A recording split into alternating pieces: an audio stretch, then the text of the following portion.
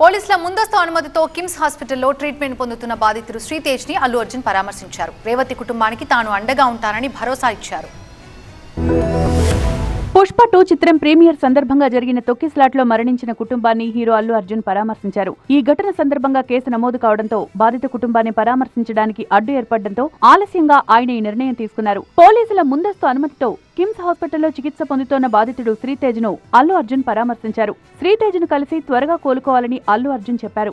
అల్లు అర్జున్ దాదాపు 20 నిమిషాల పాటు బాధితుడితో ఏకాంతంగా మాట్లాడారు. సంపూర్ణ ఆరోగ్యంతో బయటపడేందుకు తగిన సాయం చేస్తానని, పూర్తి ఆరోగ్యంతో కోలుకొని ఇంటికొచ్చిన తర్వాత ఇద్దరం కలిసి అన్ని విషయాలు మాట్లాడుకుందామంటూ అల్లు అర్జున్ శ్రీతేజ్ తో చెప్పారని ఆస్పత్రి వర్గాలు చెప్పాయి.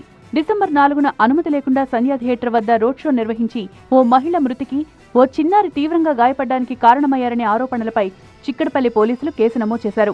ఈ కేసులో అల్లు అర్జున్ అరెస్టు చేసి చంచల్గూడ జైలుకు తరలించారు. హైకోర్టు నుంచి బెయిల్ రావడంతో ఆయన ఓ రోజు తర్వాత విడుదలయ్యారు. అయితే పూర్తిస్థాయి బెయిల్ వచ్చిన తర్వాత శ్రీతేజ్ ను పరామర్శించాలని అల్లు అర్జున్ నిర్ణయం తీసుకున్నారు.